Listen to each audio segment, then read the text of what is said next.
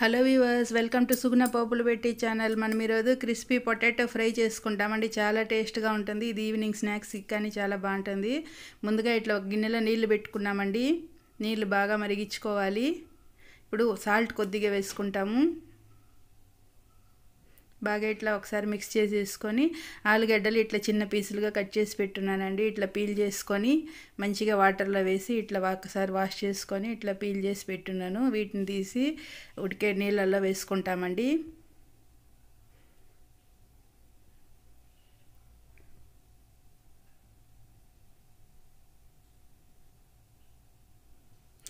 మంచిగా ఇవి ఒక 50% ఉడికించుకోవాలి. మనకు ఉడికింది లేదని తెలిసేదానికి ఇట్లా ఒక గడ్డ తీసుకొని ఇట్లా గెరిటితో అన్నామంటే కట్ అవుతుందండి.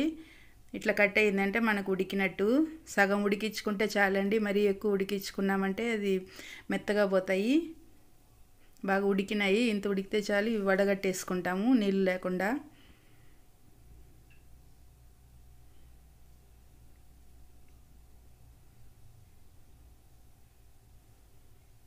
అన్నీ వడగట్టుకున్నామండి. అల్లం వెల్లుల్లి పేస్ట్ 1 స్పూన్ వేసుకున్నాను.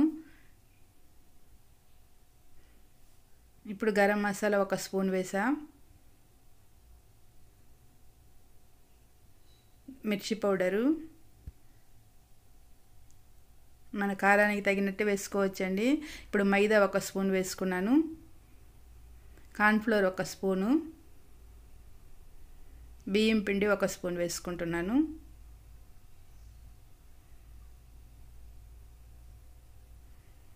కొద్దిగా పసుపు అంతా ఒకసారి ఇట్లా మిక్స్ చేసుకుంటామండి. ఒట్టిగా ఇప్పుడు వాటర్ వేయకుండా.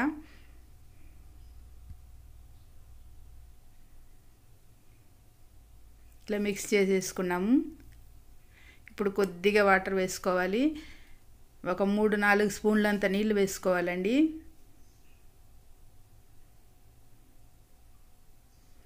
వేసుకొని ఇప్పుడు పిండి అంతా బాగా ఆలుగడ్డకు పట్టేలాగా ఇట్లా కలుపుకోవాలి. చూడండి ఇట్లా బాగా పట్టుంది కదా. ఇట్లా ఉంటే సరిపోతుంది.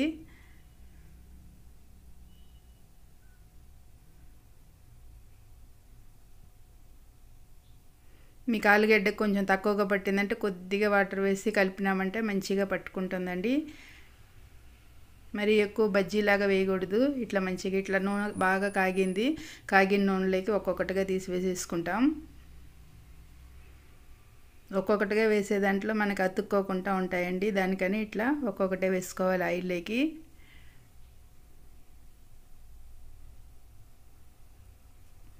అన్నీ వేసేసాము.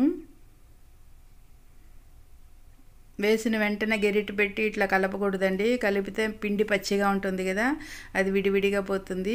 ఇప్పుడు కొద్దిసేపు ఇట్లా బాగా ఫ్రై అయినాక మళ్ళీ గెరిటితో కలుపుకోవాలి.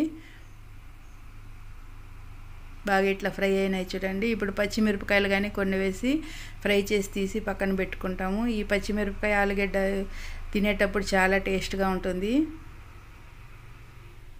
చూడండి బాగా కలర్ బాగా వచ్చినాయి. పచ్చిమిరపకాయ ఇట్లా కట్ చేసి వేసుకున్నానండి. మీకు వేసేటప్పుడు నేను చూపించలేదు. అట్నే వేసినామంటే అవి పేలుతాయి. ఇట్లా కట్ చేసి వేసుకున్నామంటే మనకి ఆయిల్ మన మొహం పైకి చిట్లకుంటూ ఉంటుంది. మంచిగా ఇట్లా ఫ్రై చేసుకున్నవి తీసి ప్లేట్లో పెట్టేసుకుంటాం.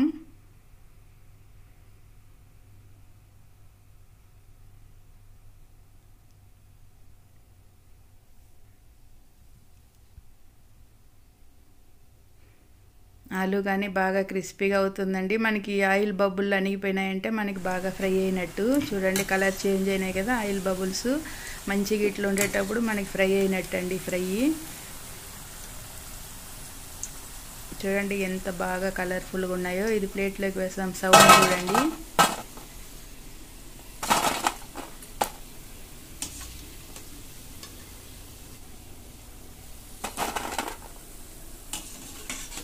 బాగా కరకరలాడుతున్నాయండి. పైన కరకరగా లోపల మెత్తగా చాలా టేస్ట్గా ఉంటుంది.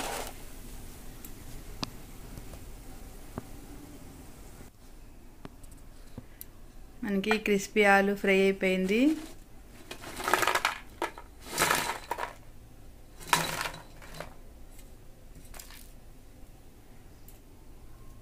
చూడండి ఎంత బాగా సౌండ్గా మంచిగా ఉన్నాయి టేస్ట్గా.